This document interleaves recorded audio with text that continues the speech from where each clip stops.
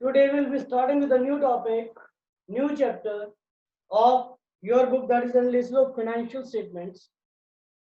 This is chapter number 5 of the book, and the chapter is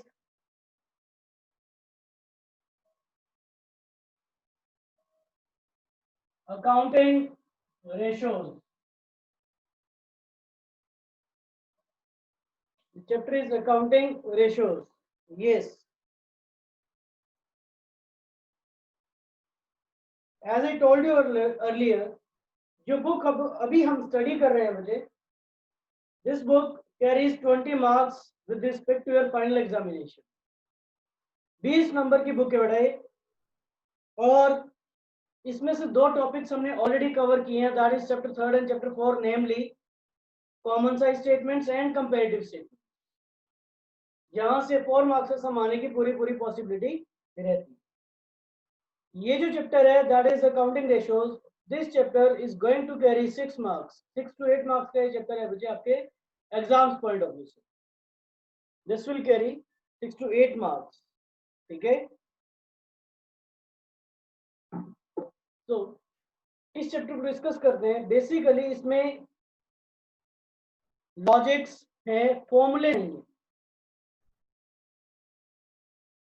in case अगर आप लोग ये सोचेंगे इस चैप्टर में कि जब हम इस चैप्टर को शुरू करेंगे थोड़ा थोड़ा कराऊंगा, if you beer up in mind कि सर ये तो हमें बहुत सारे फॉर्मूले लर्न करने हैं, तो वो चैप्टर में इतने सारे फॉर्मूले लर्न करना थोड़ा सा मुश्किल हो जाएगा.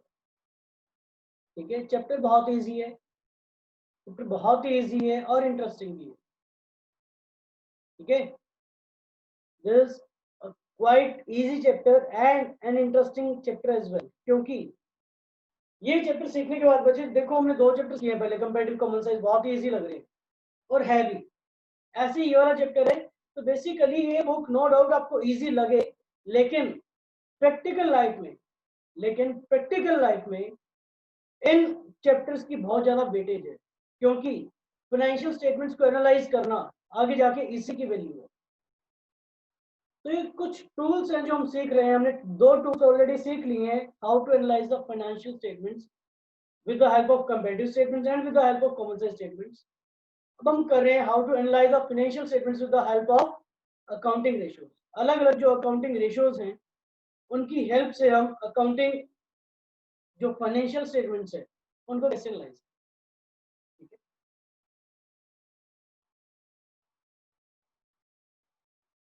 बच्चे अकाउंटिंग रेशियोज में हमारे पास 4 मेन हेडिंग्स हैं.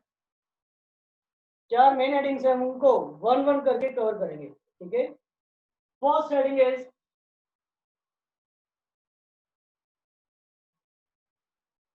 liquidity ratios. Second one is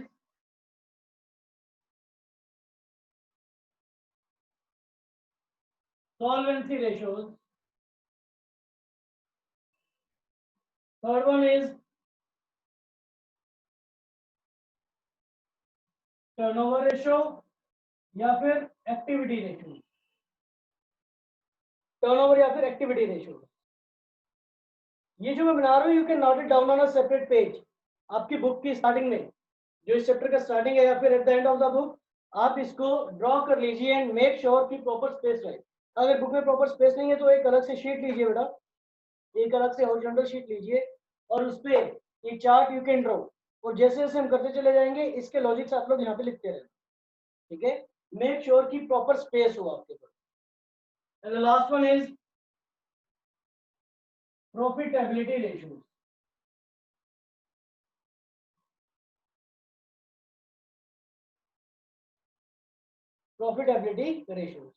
एक शीट में हो जाएगा. The space of one sheet is sufficient. ठीक है, ऐसा नहीं है कि आप 2 रेशियोज पे एक शीट पे करें फिर नेक्स्ट 2 को 2 शीट पे करें. एक शीट पे ये चार्ट बना सकते हैं. बच्चे under the heading accounting ratios we have 4 main headings, that is liquidity ratios, solvency ratios, turnover या activity ratios and the last one is profitability ratio. अगर मैं इनके नाम से देखूं तो इनके नाम से हमें ये पता चल रहा है कि जो बिजनेस की फाइनेंशियल स्टेटमेंट्स हैं उनकी अलग अलग तरह से उसको किस तरह से हम एनालाइज करने वाले हैं. फॉर एग्जांपल अगर हमें ये जज करना है कि एक बिजनेस की वर्किंग कैपिटल की पोजीशन कैसी है, वर्किंग कैपिटल का मतलब आपने शायद बिजनेस में किया होगा, current assets to current liabilities. Okay guys, so in case we want to ascertain the financial position of the business with respect to its liquidity, कि एक बिजनेस एंटिटी, एक कंपनी की वर्किंग कैपिटल पोजीशन कैसी है, मतलब क्या वो अपनी करंट लायबिलिटीज को अच्छे से पे कर पा रही है, क्या उसके पास उतने करंट एसेट्स हैं कि it can pay off its current liabilities. आपने वर्किंग कैपिटल शायद बिजनेस में स्टडी किया हो अभी तक। Can someone tell me what is meant by working capital? Can someone tell me guys what is meant by working capital?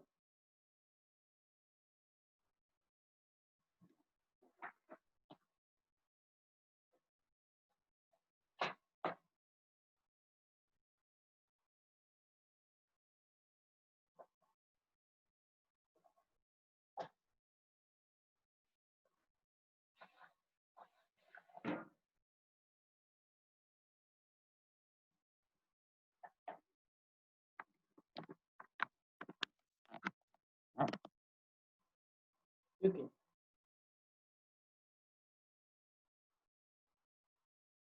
No, this is not non-current assets, Nikita. Capital used for day-to-day business. Yes, you can say it quite. Yes, Gurleen. Capital that is used to pay salary, wages. चलो, ठीक है. Working capital is the capital. In simple terms, working capital is the capital which is needed in the business to carry on the workings of the business.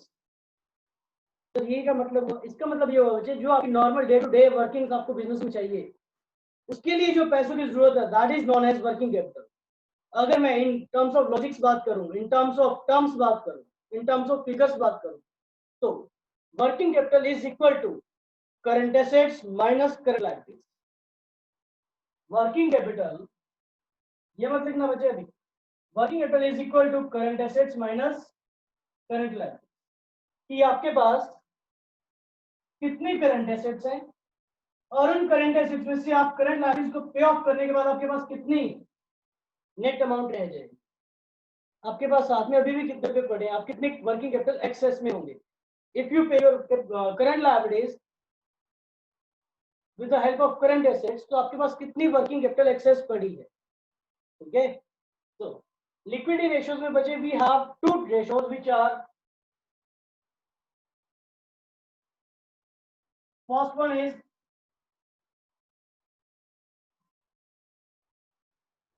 current ratio and the second one is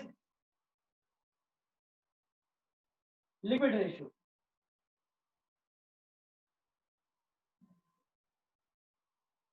current ratio and liquid ratio, जो current ratio है, जो current ratio है that is equal to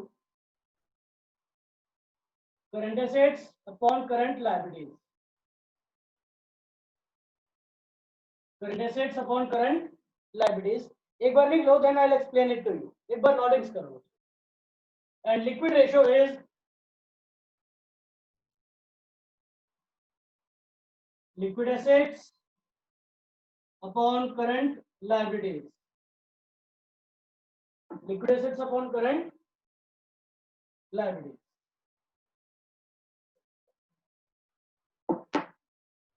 okay sir, ये आपको पता है कि what is meant by current assets हमने किए, अच्छे से किया है। करंट एसेट्स में सारी वो चीजें which can be realised into cash with a period of 1 year, with a period of 1 year. Current liabilities which has to be paid off within a period of 1 year. Liquid assets, sir liquid assets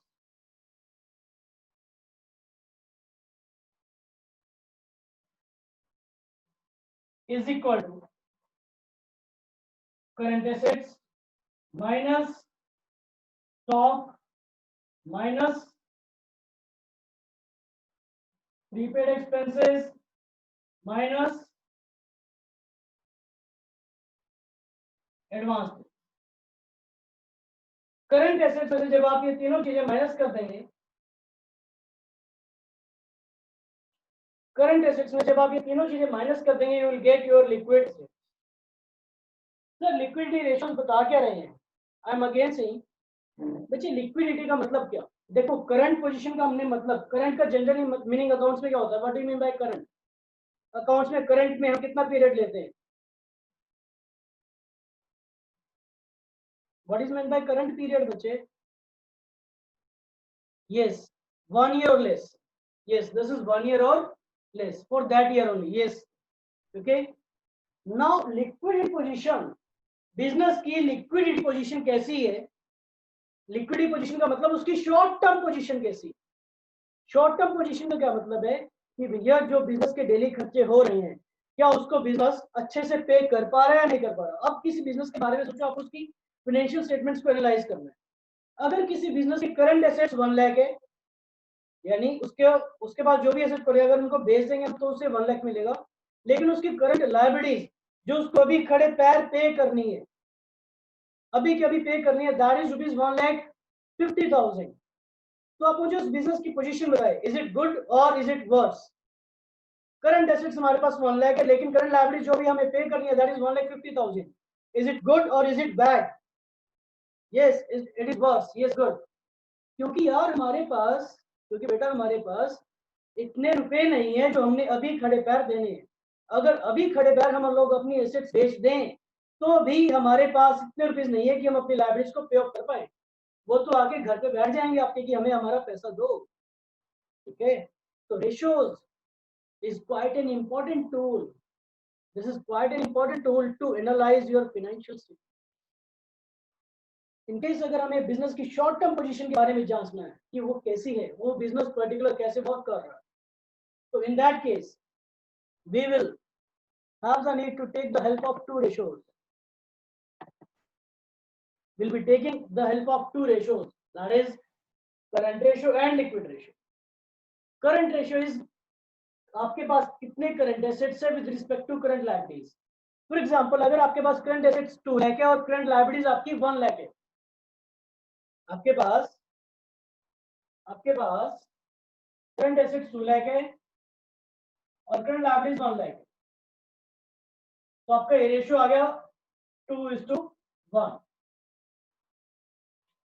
अब बताओ मुझे position okay है, very good है या bad है? Okay, very very good है या bad है? Yes, the position is quite okay. We can not say no Nikita, no. आपने जैसे भी किया निकिता, शायद आपने कुछ गलत किया। In case the ratio is 2:1, in case the ratio is 2:1, we cannot say that the financial position, that the short term financial position of the business is very good. We cannot, हम ये कह सकते हैं कि ठीक है यार, okay है, ओके है, कोई ज्यादा बढ़िया नहीं है, ठीक है, खराब नहीं है। पर अगर 2:1 का रेशियो, तो इसका मतलब ये है कि अगर आपने किसी के 100 रुपए देने हैं तो आपकी पॉकेट में 200 रुपए पड़े हैं। In other words if I से, अगर आपने किसी के 1 लाख रुपीज देने हैं तो आपके पास 2 लाख रुपीज पड़े हुए। ठीक है, तो जस्ट डबल है, क्वाइट ओके है। जो बाकी 1 लाख रुपए और पड़े आपके पास वो कभी भी यूज हो सकते हैं यार, 1 लाख का या twice the current liabilities, 2 times the current liabilities कोई ज्यादा बढ़िया बात नहीं है। हाँ, ये कह सकते हो अगर ये रेशियो 2:1 से ज्यादा हुआ, 3:1 हुआ तो ये बेटर हो जाएगा, 4:1 better better better and then better. ठीक है, लेकिन वो भी सारी सिचुएशंस में ठीक नहीं होगा। ऐसा नहीं होगा कि अगर करंट एसेट्स 10:1, करंट रेशियो 10:1 हो जाए तो वो एक बहुत ही बढ़िया पोजीशन है। वो भी थोड़ी सी एडवर्स पोजीशन हो जाती है, वो मैं बताऊंगा आगे चलकर कि सर अगर हमारे पास करंट एसेट्स 10 टाइम्स है with respect to current liabilities, फिर भी आप कह रहे हो कि अपनी पोजीशन हो सकता है खराब हो। यस, बिल्कुल हो सकता है, ये मैं आगे चलकर बताऊंगा। ठीक है, एक बार बेसिक्स पे पकड़ बनाते हैं। सोचिए अगर आपको बिजनेस की लिक्विड पोजीशन, अगर आपको बिजनेस की लिक्विड पोजीशन के बारे में जानना है, शॉर्ट टर्म फाइनेंशियल पोजीशन के बारे में जानना है, ठीक है, तो we will use current ratio, that is current assets with respect to current liabilities. और ये नॉर्मली रेशियोज, जो करंट रेशियो है that is current assets upon current liabilities, normally अगर ये 2:1 हो तो ये सेटिस्फैक्टरी माना जाता है। हर एक रेशियो के अलग अलग क्राइटेरिया है। प्रीति वेरी गुड कब होगी बच्चे, इसको हम आगे करेंगे, ठीक है। इट शुड एटलीस्ट बी 4:1 और 5:1 डिपेंडिंग अपॉन सर्टेन फैक्टर्स। कम से कम 5-6 गुना तो होनी चाहिए, 5 टाइम्स तो होनी चाहिए, 5-6 टाइम्स, लेकिन वो भी कुछ फैक्टर्स पे डिपेंड करेगा। वो क्या फैक्टर्स होंगे मैं आपको नॉर्मली वैसे ही बता दूंगा, ठीक है, nothing to worry about that. लेकिन अगर आपने ये पढ़ा है कि 2:1 is very very good ratio, तो you have gone the wrong way, ठीक है, आपने गलत। तो 2:1 इज क्वाइट सेटिस्फैक्टरी, ठीक है। इसके बाद sir liquid ratio, liquidity ratios का पार्ट है लिक्विड रेशियो। लिक्विड रेशियो का एक और नाम मैं आपको बताता हूं, लिक्विड रेशियो का एक और नाम है क्विक रेशियो। क्विक रेशियो, चलो एक और नाम बता दो, इससे खुश नहीं हो तो एक और नाम सुनो, this is acid test ratio. Acid test ratio, ठीक है, एसिड टेस्ट रेशियो। और क्या नहीं किया, दिस इज क्विक रेशियो और एसिड टेस्ट रेशियो, और you can say it to be a liquid ratio. Sir current ratio में तो हमने पढ़ा कि हमें हमारी शॉर्ट टर्म फाइनेंशियल पोजीशन यानी एक साल की फाइनेंशियल पोजीशन के बारे में पता चलता है, ठीक है। और लिक्विड रेशियो में, liquid ratio as a name suggest quick ratio. Quick का मतलब कि हमें एक साल से पहले की पोजीशन के बारे में जानना है कि हमारी अभी करंट की पोजीशन क्या है, अभी हमारी करंट की पोजीशन क्या है। तो बच्चे अगर मैं ये बोलूं कि हमें उससे भी very short term financial position के बारे में जानना है, this implied short term position. अगर मुझे जानना है मेरी वेरी शॉर्ट टर्म पोजीशन के बारे में, वेरी शॉर्ट टर्म का मतलब 3 महीने की पोजीशन, बिजनेस में कम से कम 3 महीने की पोजीशन को वेरी शॉर्ट टर्म पोजीशन कहते हैं, ठीक है, जिसको आप in other words cash in cash equivalents भी कहते हैं। तो बच्चे कि आपकी बिजनेस की 3 महीने की क्या पोजीशन है हमें वो बता दो। तो हमने क्या किया, ठीक है सर बता देते हैं, हमने क्या किया, हमने लिक्विड एसेट्स लिए डिवाइड बाय करंट लायबिलिटीज कर दिया। करंट लायबिलिटीज का मतलब जो हमें अभी अभी के अभी पे करना है, और लिक्विड एसेट्स का मतलब क्या, लिक्विड एसेट्स वो asset which are readily saleable in the market, जिसको आप अभी के अभी मार्केट में सेल कर सकते हो। सर इसका क्या मतलब, वो तो हम करंट एसेट्स को भी कर सकते हैं, नहीं बच्चे नहीं कर सकते। There is a difference between current assets and liquid assets. एक बात बताओ, आपका एक बढ़िया सा शोरूम है, अभी मंथ चल रहा है दिसंबर का, जनवरी का, और आपका एसी का शोरूम है, या चलो अभी सितंबर चल रहा है और आपका एसी का शोरूम है, क्या आपको लगता है कि आपके पास जो एसी का स्टॉक पड़ा है वो इस सीजन में बिक पाएगा? क्योंकि सितंबर आ गया, गर्मियां ऑलमोस्ट खत्म होगी, गर्मियां ऑलमोस्ट, समर्स ऑलमोस्ट खत्म होगी, जिसको लेने होते हैं वो अप्रैल मई मार्च में ले लेते हैं। तो आपके पास जो स्टॉक पड़ा है, can it be sold within a period of 3 months? No, not at all. तो ये जो चीज को आप 3 महीने के अंदर अंदर बेच ही नहीं सकते, वो आपकी वेरी शॉर्ट टर्म पोजीशन का पार्ट कैसे बने? अगर आपने ये जज करना है कि आपके पास ऐसी कौन सी चीजें हैं जिसको आप 3 महीने के अंदर अंदर बेच सकते हो, रियलाइज कर सकते हो, नॉर्मली फॉर एग्जांपल आपके पास स्टॉक पड़ा है, कोई गारंटी नहीं है कि वो बिकेगा या नहीं बिकेगा, कोई गारंटी नहीं। आपने प्रीपेड एक्सपेंसेस पे कर रखे हैं, वो नेक्स्ट ईयर के लिए पे कर रखे हैं, उसको आप नेक्स्ट ईयर अवेल करेंगे। एडवांस टैक्स है, 3 महीने का तो है नहीं भैया, पूरे साल का एडवांस टैक्स दिया हुआ है, तो उसका बेनिफिट हो सकता है आपको at the end of the year या फिर नेक्स्ट ईयर मिले। तो हम करंट एसेट्स में से इन तीनों चीजों को हटा देते हैं, तो हमारे पास क्रक्स वो बच जाता है, वो क्रक्स बच जाता है जिसको हम 3 महीने के अंदर अंदर जिनसे पैसे ले सकते हैं। फॉर एग्जांपल कैश बच गया सर, आपके पास कैश, कैश तो सर ऑलरेडी कैश की फॉर्म में है। बैंक बैलेंस, सर अभी जाओ बैंक में और चेक दो और पैसे निकलो, एटीएम पे जाओ पैसे निकलो, that is in the form of cash. Sir debtors है, डेटर्स को गुड्स बेचे थे, उन्होंने कहा था हम आपको 1.5 महीने बाद पैसे दे देंगे, यार कंफर्म है ना, कंफर्म है ना कि 3 महीने से पहले पैसे आ जाएंगे? तो ठीक है, debtors is also a part of liquid assets. Bill receivable, एक बिल ड्रॉ किया था 2 महीने का, एक बिल ड्रॉ किया था 2 महीने का, 2 महीने खत्म होने वाले, 3 महीने से कम का टाइम है ना, लिक्विड एसेट्स। तो अगर आपको जानना है आपकी very short term financial position के बारे में, ठीक है,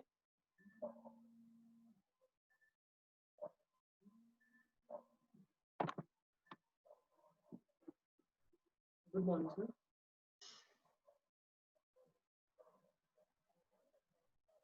ब्रदर ही बैठते हैं सर शॉप पे। Brother sir Hitesh Goyal and Vipul Goyal. मैं आपको सर विपुल का नंबर सेंड कर देता हूँ, दोनों ही नंबर सेंड कर देता हूँ, और मैं उनको बोल देता हूँ कि वो आपसे बात कर लेंगे। उनको मैं अभी अभी करवा देता हूँ सर। हाँ जी अभी जी।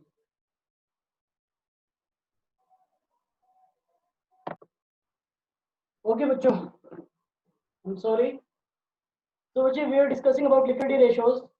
तो आज की क्लास में इतना ही करते हैं कि लिक्विडिटी रेशियोज को in case we want to also in the short term financial position, so we need to go with current ratio which is equal to current assets upon current liabilities, and the satisfactory ratio is 2:1.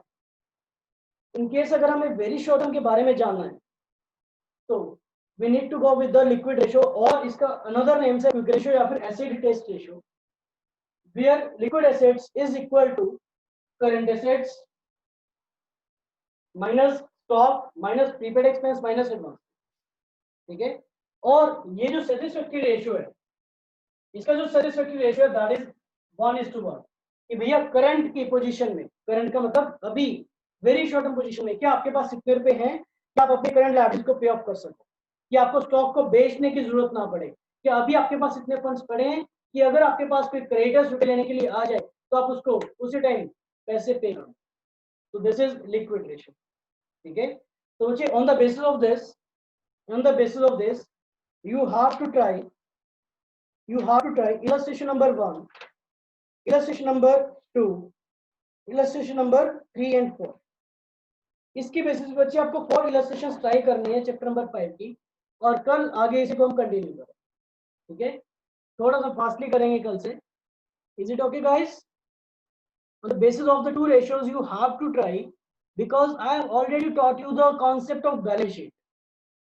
हमने balance sheet पढ़ा है, balance sheet का proper format पढ़ा है हमने। ठीक है, क्योंकि हमने बैलेंस शीट का प्रॉपर फॉर्मेट किया है, तो on the basis of this you can easily ascertain कि सर करंट एसेट्स कौन-कौन से, करंट लायबिलिटी कौन-कौन से। ठीक है, so do try illustrations number 1 to 4, you can easily do those illustrations। ठीक है बेटा, ओके बाय।